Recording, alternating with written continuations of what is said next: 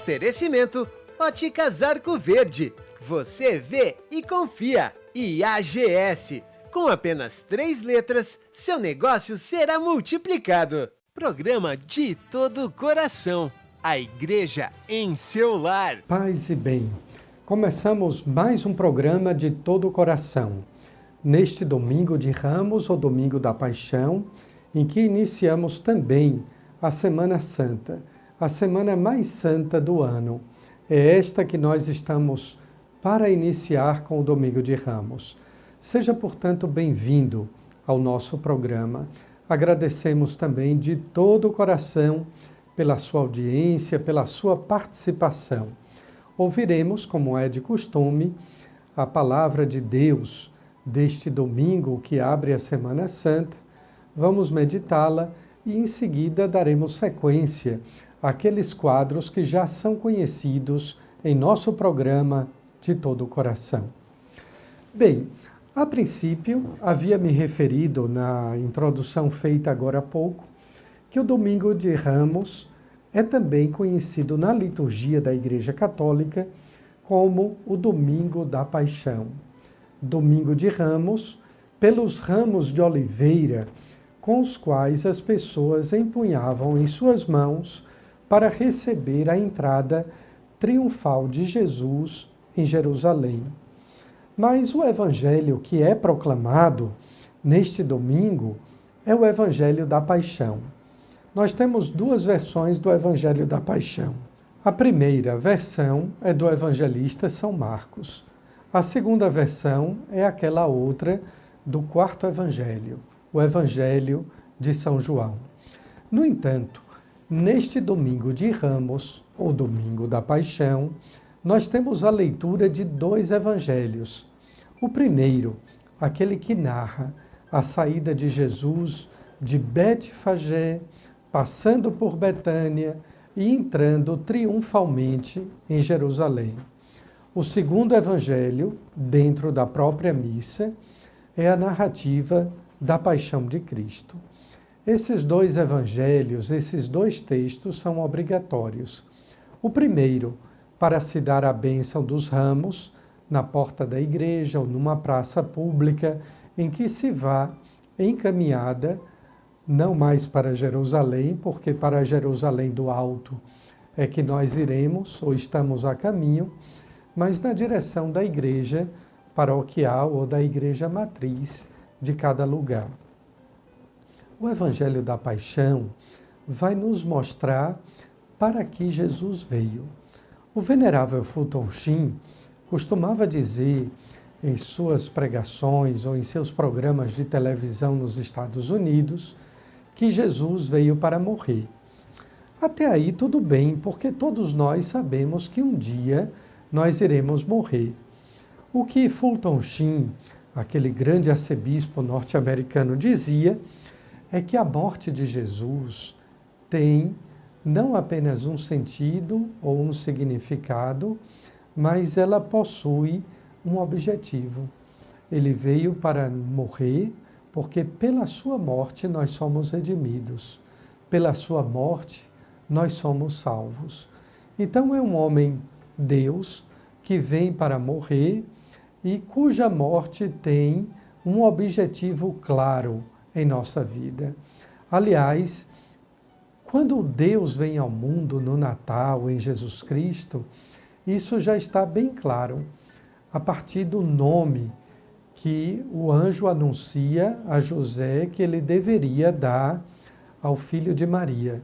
E tu lhe porás o nome de Jesus, pois ele vem para salvar, para libertar o povo dos seus pecados.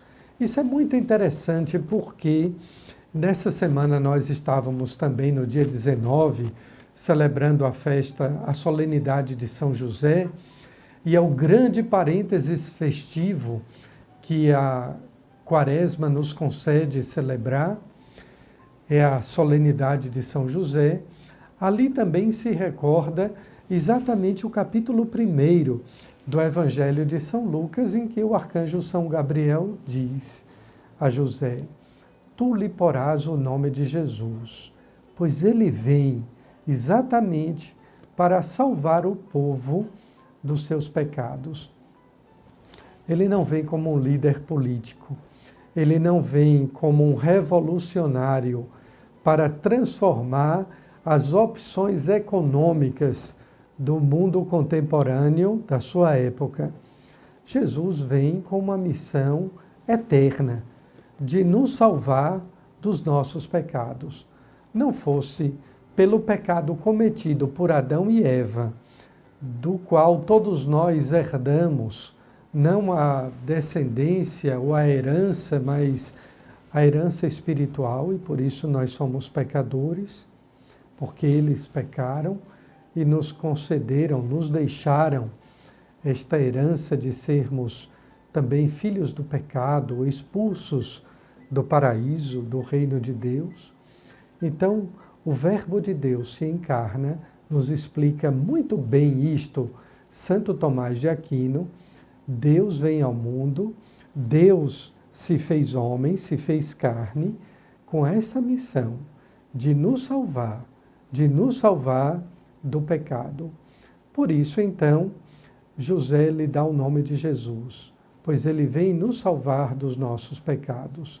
Vem para morrer, vem para viver entre nós, mas vem também para morrer. E com a sua morte, a morte do ser humano, a morte definitiva, a morte que nos afasta de Deus, é vencida, é suplantada.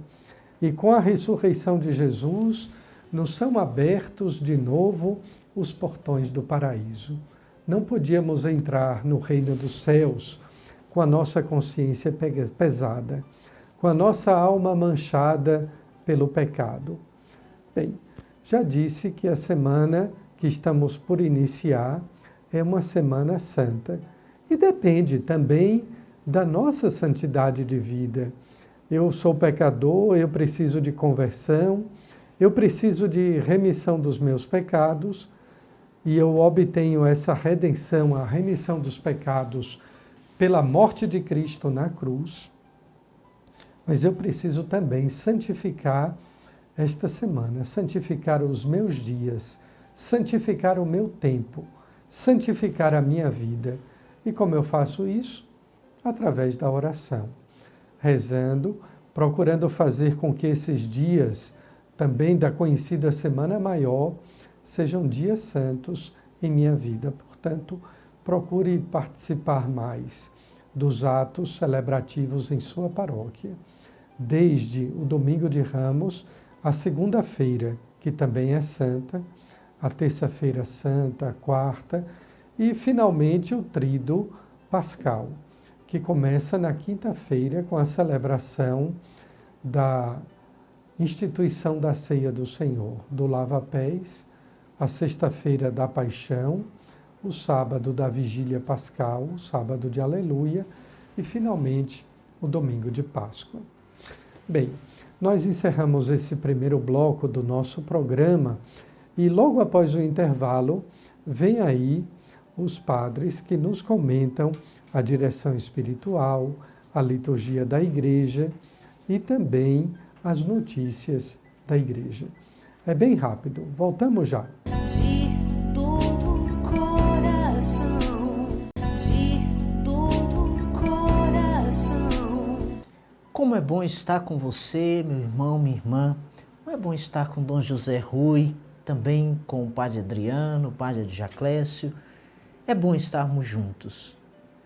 Juntos não somente para anunciar a boa nova do reino de Deus, anunciar a boa notícia, mas juntos também para crescermos espiritualmente, crescermos na fé, crescermos no conhecimento da nossa fé, da doutrina e no conhecimento da nossa vida interior.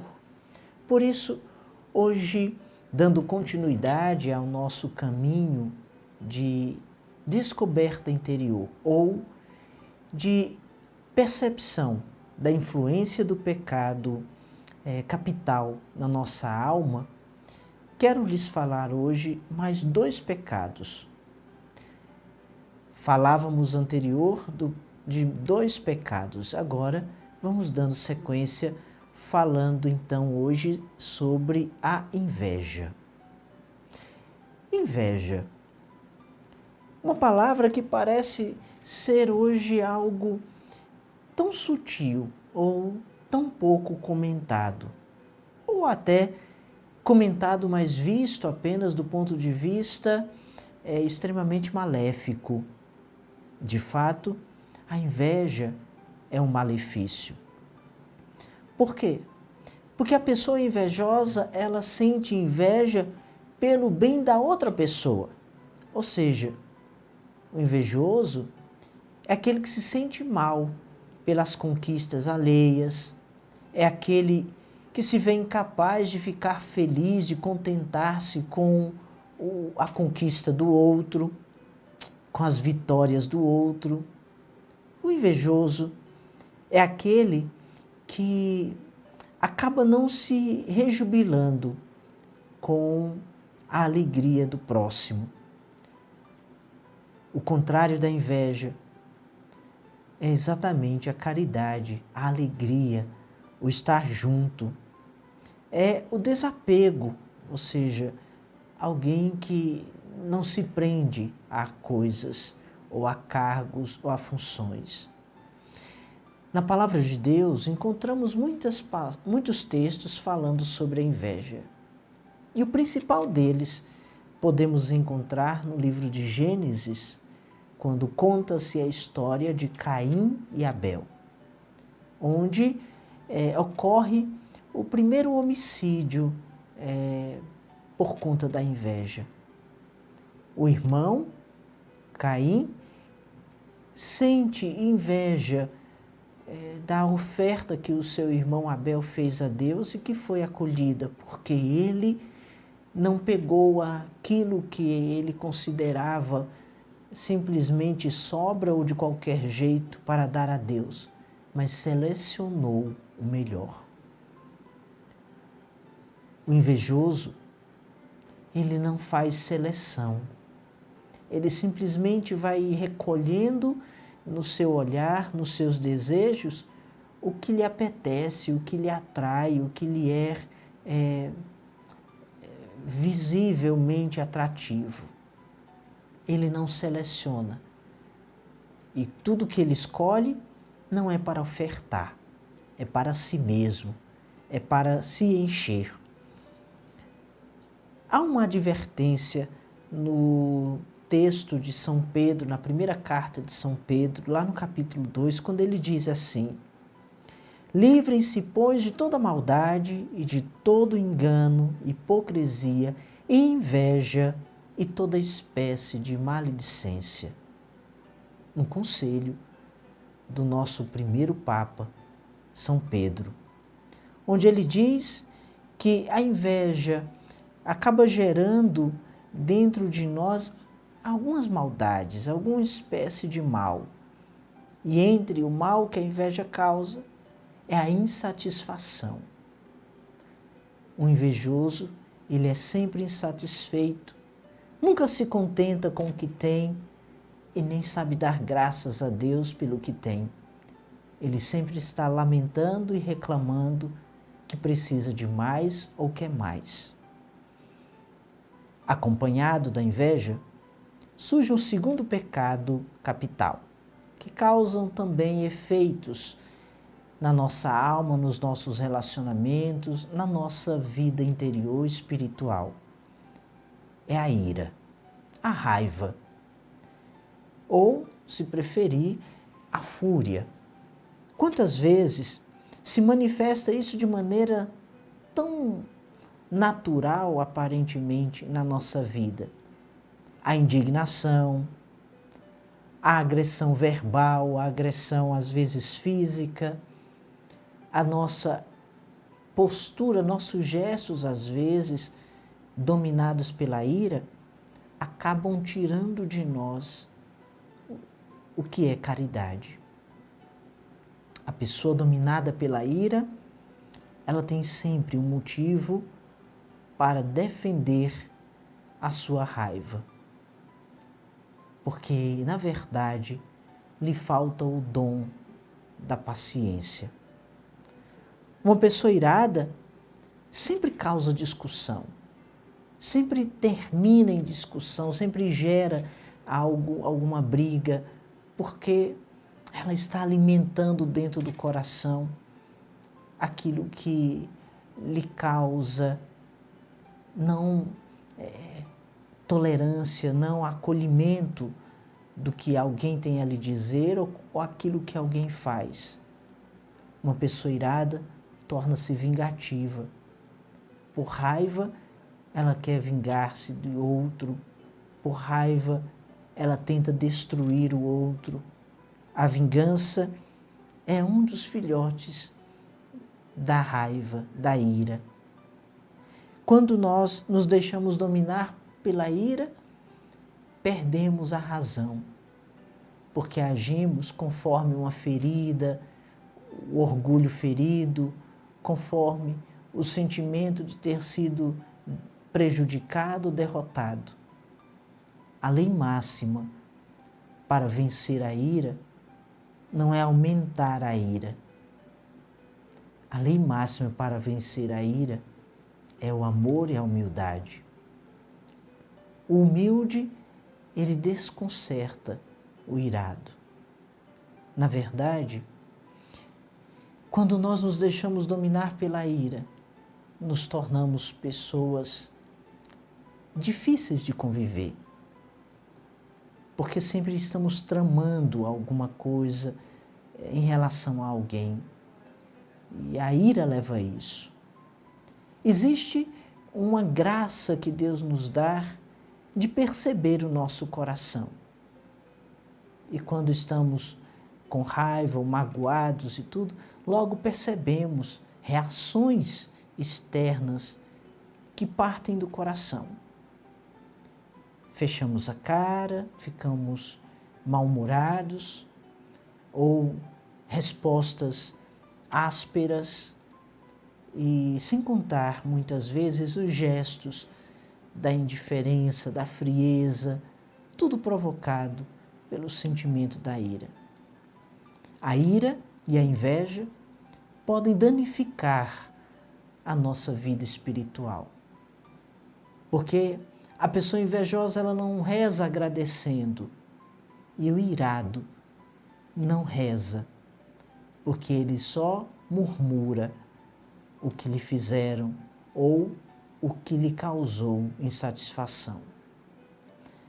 O irado e o invejoso acabam construindo não um caminho de liberdade interior, mas de prisão, uma espécie de masmorra, onde ali a pessoa fica prisioneira sem ter liberdade e convive com esses fantasmas, esses monstros interiores que lhe impedem de experimentar paz, lhe impedem de experimentar alegria, porque vão ficando corroídas, adoecidas pela raiva, adoecidas pela inveja. O invejoso e o raivoso têm sempre uma atitude de não olhar para a gratidão, para o amor, para o bem que lhe fazem. No quadro Fala a Igreja, o padre Adjaclécio vai nos comentar e vai nos informar sobre a programação da Semana Santa aqui em nossa Diocese de Caruaru. O que é que nós vamos rezar? O que é que as paróquias vão nos oferecer? Fique atento. Hoje nós conversaremos a respeito da Semana Santa, a Semana Maior. Logo mais, a partir das primeiras vésperas do domingo, nós já celebramos o Domingo de Ramos. Com esta celebração, nós inauguramos esta semana toda especial, que vai nos levar à experiência da Páscoa do Senhor. Tivemos a oportunidade de, ao longo destes últimos 40 dias, nos prepararmos para esta celebração pascal. Agora, vivenciando essa expectativa que se torna agora mais próxima, perto de nós, no próximo domingo, a Páscoa de Cristo. Portanto, nós vamos experimentar ao longo da semana toda uma programação especial. As nossas paróquias estão se preparando, se organizando. Teremos as missas de Ramos, com a bênção dos ramos, e depois as celebrações eucarísticas, em todas as paróquias, comunidades da nossa diocese. De modo muito especial, nós queremos fazer um convite a você, que é daqui de Caruaru, para participar das paróquias, das missas paroquiais e também a missa lá na Catedral, que será com a bênção dos ramos às 5 horas da tarde, lá no Marco Zero, e depois uma procissão até a nossa Igreja Mãe. Também ao longo da semana, as nossas paróquias preparam uma programação toda especial, oracional, penitencial, e você é o nosso convidado a experimentar da graça desta semana, a Semana Maior, a Semana Santa, verdadeiramente santa. E nós não podemos nos esquecer disto.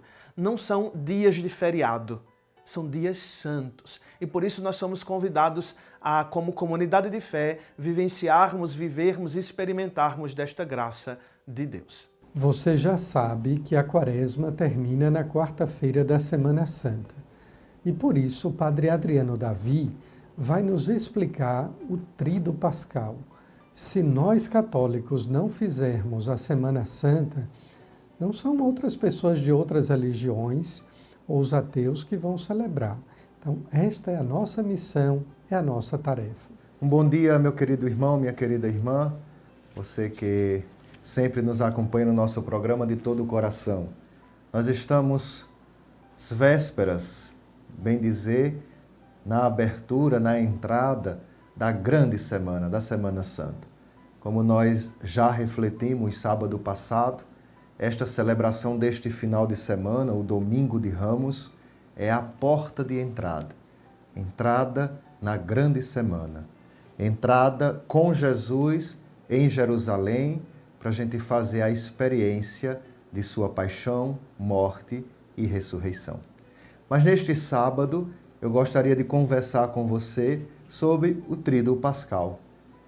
Semana Santa tem o seu ponto alto, o seu cume no Tríduo Pascal. Tríduo do crucificado, do sepultado e do ressuscitado.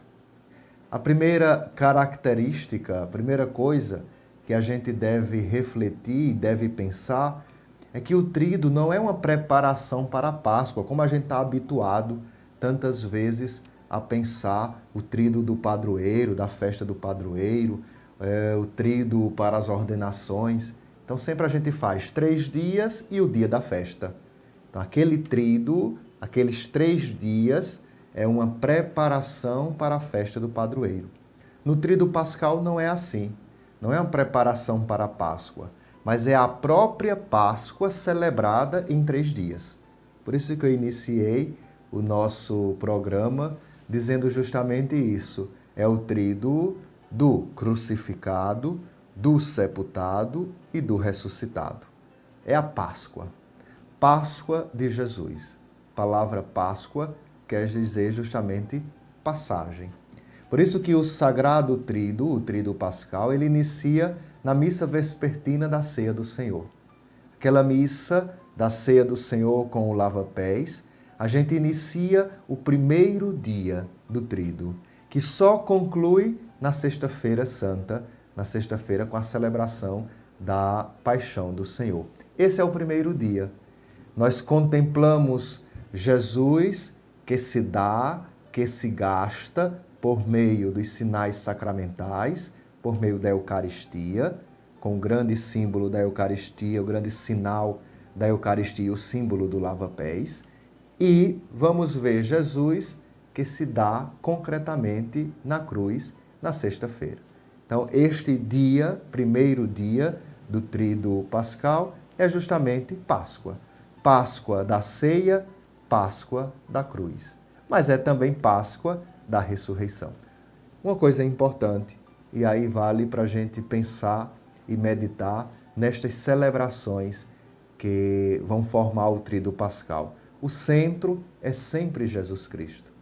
Jesus Cristo no seu mistério de abaixamento e de exaltação. Jesus que se abaixa, Jesus que é glorificado, que é elevado.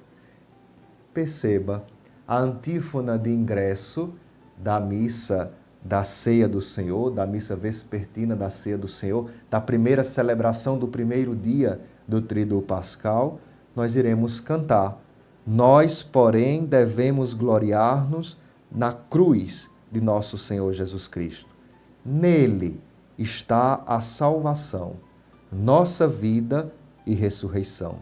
Por ele somos salvos e libertos. Já na quinta-feira, na missa vespertina da ceia do Senhor, a gente proclama isso. Nós devemos nos gloriar da cruz do Senhor. Cruz essa que está a nossa salvação. Cruz essa que está a nossa vida e ressurreição. Então perceba, a cruz, ela perpassa e ela está já na quinta-feira santa, na missa vespertina da ceia do Senhor. Quinta-feira, a gente faz memória da instituição da Eucaristia, memória da instituição do sacerdócio e do mandamento do amor. Esses três elementos vão compor a celebração vespertina da ceia do Senhor. Na sexta-feira, ainda neste primeiro dia do Tríduo Pascal, a gente contempla a cruz. O centro é a cruz. A igreja contempla, prostrada, ajoelhada, diante do grande mistério de amor que é a cruz do Senhor.